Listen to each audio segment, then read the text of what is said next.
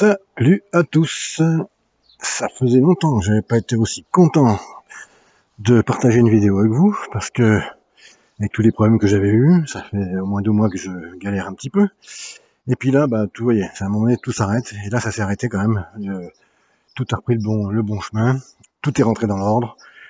Déjà, le temps qui est magnifique, voire même trop chaud. Il fait vraiment trop chaud. 40 degrés, plus de 40. Pour ceux qui me suivent sur Facebook, vous l'avez vu, hein, plus de 40 pendant plusieurs jours d'affilée. Bon là, c'est vraiment n'importe quoi, parce que là, même le jardin en souffre un peu. La deuxième chose, c'est que techniquement, j'ai pu récupérer à peu près tout ce qu'il me fallait pour filmer. Donc voilà, j'ai été obligé de racheter un micro, j'ai récupéré quand même ma tablette qui revient de réparation, etc., etc. J'ai un nouveau portable, donc tout va bien, au meilleur des mondes. Et puis surtout, le grand truc qui me libère, c'est que j'ai enfin rattrapé tout mon retard.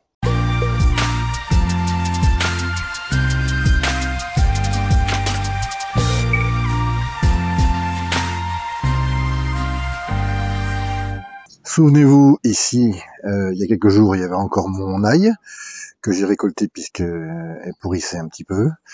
Et depuis, j'ai juste, sur ces 2 petites parcelles du haut, j'ai juste remué la terre, la greninette, et j'ai incorporé le fumier. Ce qui fait que la terre est bien aérée, elle est bien souple, et c'est même pas ce qu'il faut pour ce qu'on va faire maintenant, puisque au lieu de manger des poireaux à la vinaigrette, avant il va falloir les planter, des poireaux, mais à la grelinette. Voici mes poireaux semés en février, et maintenant ils sont, alors pareil, ils sont pas tous gros comme on nous l'indique tout le temps, comme des crayons. Il y en a des tout petits, des tout maigres, mais c'est pas grave, on va les mettre quand même. Si j'ai choisi et adopté la grelinette, ou la méthode de la grelinette pour faire les trous, pour planter les poireaux, c'est parce que je pense que c'est l'outil idéal, hein. On n'a pas besoin, enfin déjà le plantoir, faut être accroupi, si on veut pas avoir mal au dos, vaut mieux qu'on reste debout, et si on reste debout, la grelinette, ça reste impeccable. C'est le bon outil. Deuxièmement, la distance entre les dents sont de 10 cm, sur la mienne, hein. Après je ne sais pas sur celle des autres, mais sur la mienne c'est 10 cm, et c'est pratiquement la largeur ou l'espacement idéal pour les poireaux, voilà. Après on met un repère, on met pas de repère, ça dépend comment on veut pratiquer. Si on veut enfoncer les dents de X centimètres, on peut mettre un repère, un morceau de scotch rouge ou n'importe quoi, on enfonce de 6 ou 9 cm comme on veut. Et ça, c'est vrai que ça permet de, selon la taille des poireaux, de mettre la bonne profondeur. Moi, j'ai juste un petit problème, c'est juste dans l'alignement, parce que j'ai une dent qui est en retrait. D'origine, c'est le constructeur qui le fait comme ça. Donc, j'ai mon rang de poireaux qui est pas très droit, mais c'est pas très important. Ce qui est embêtant avec une terre qu'on vient juste de bouger ou de retourner, c'est qu'elle est tellement aérée que quand on passe la grelinette dedans, quand on fait les trous, vous voyez, ils se rebouchent aussitôt. À part un peut-être, mais bon voilà, sur les 5. Alors ce qu'il faut faire déjà, il faut mouiller, il faut arroser.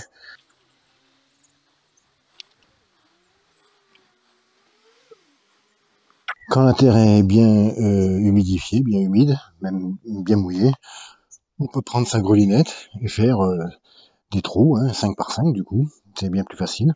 Et puis on peut l'enfoncer alors vous voyez, il faut pas l'enfoncer de beaucoup, moi je dirais qu'il faut l'enfoncer jusque pratiquement la séparation des feuilles, là, voilà.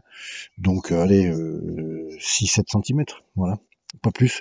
Donc n'enfoncez pas votre grelinette à fond, c'est pas la peine, juste quelques centimètres, et puis c'est tout. Tous les trous sont faits, j'en ai, je sais pas combien d'ailleurs, par 5 ça va très très vite, ça prend 10 secondes ou 15 secondes à faire cette petite planche. On va les mettre un par un dedans, et puis on fermera le trou avec de l'eau.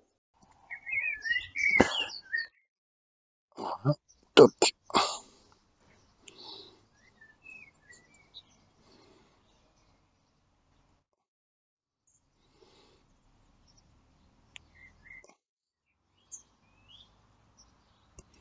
Vous voyez, ça va très très vite, on en met 5 en 5 secondes, hein. Allez, je fais tout, je finis la planche et puis on mettra de l'eau pour reboucher. Il m'en reste un petit peu dans la main, une petite dizaine, une grosse dizaine même. Donc je leur trouverai une autre place parce que j'ai pas envie de les perdre. Et puis maintenant, on va pouvoir, en mettant de l'eau, les trous se rebouchent tout seuls.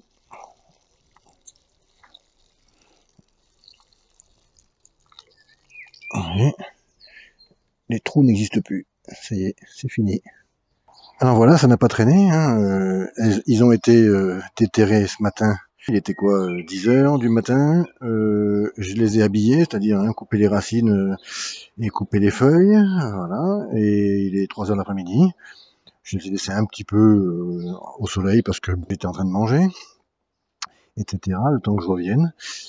Alors après, il y a des gens qui qui les laissent végéter, je sais pas combien de jours au sol. Il y en a même qui, j'ai lu qu'ils le mettent qu'ils les font tremper dans d'eau de javel. Je sais pas, ça me viendrait pas l'idée de mettre un végétal dans l'eau de javel, mais bon, qu'est-ce que vous voulez que j'y fasse C'est sûrement que ça doit marcher, mais non, c'est pas ce que je fais. Voilà. Puis après, ben voilà, on les plante et ça prend 10 minutes. C'est vraiment facile avec la grelinette et puis un arrosoir d'eau. Voilà, c'est fait en même pas 10 minutes, on plante 40 poireaux.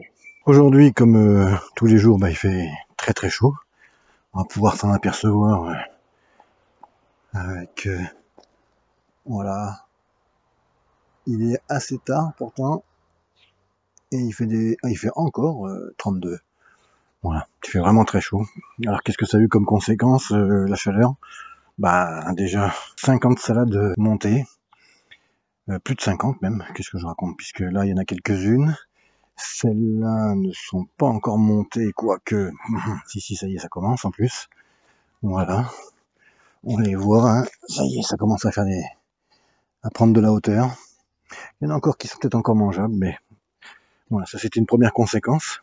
Et puis surtout je vous rappelle avant qu'il y ait les tomates, au mois d'avril, j'avais planté justement des saladapia et des sucrines, pareil une cinquantaine.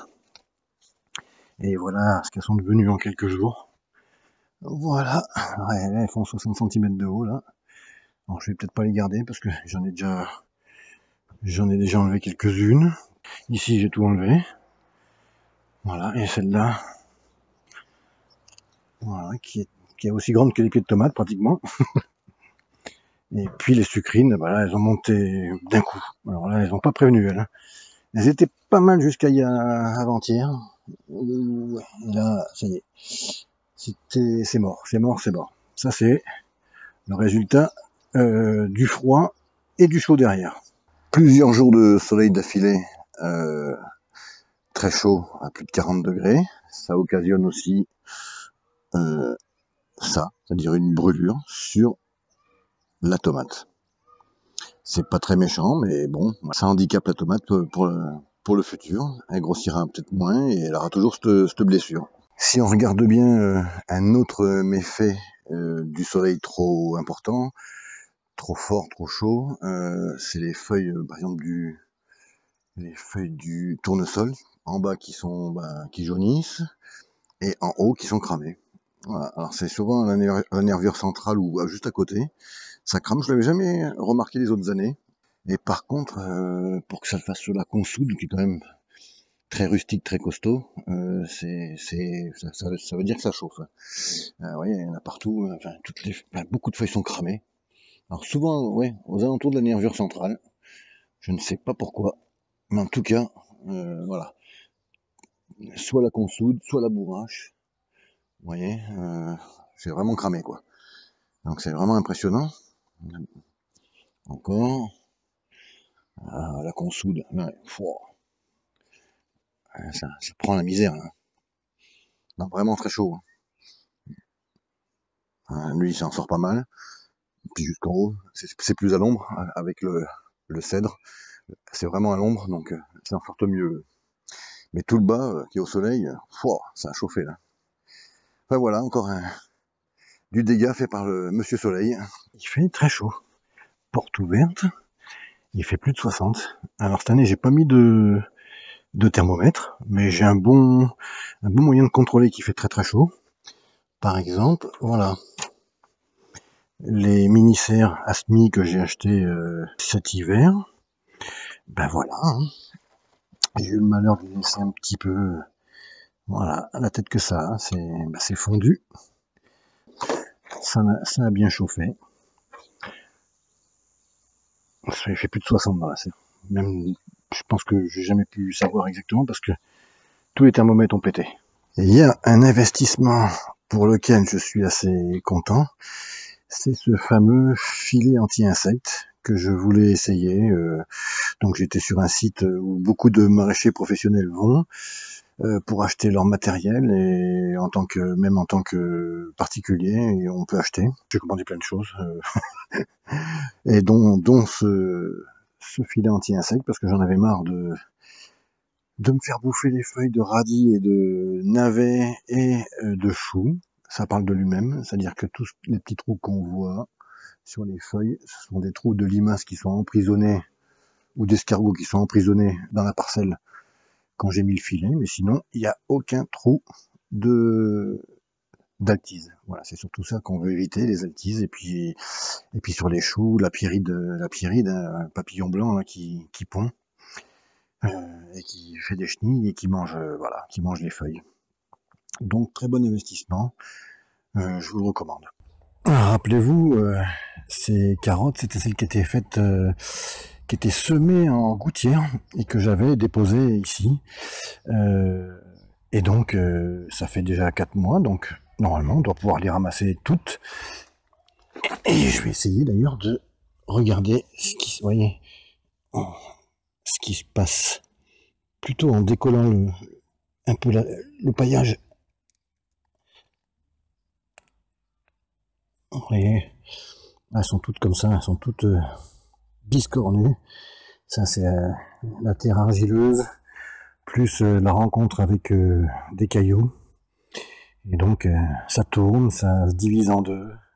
Mais je vais quand même tout ramasser. Une récolte qui déçoit rarement, c'est celle de la betterave. Ça reste une valeur sûre, comme on dit. Et pour preuve, si j'essaye de prendre celle-là, voilà. Là, c'est pas pareil que la carotte. Là, on est sur de la belle betterave. Alors celle-là, ça doit être de la ronda. Ouais, c'est ça, c'est de la ronda. Celle-là est pas assez grosse. Je crois que j'en ai encore une très grosse ici. En plus, il faut pas trop abuser sur la grosseur des betteraves.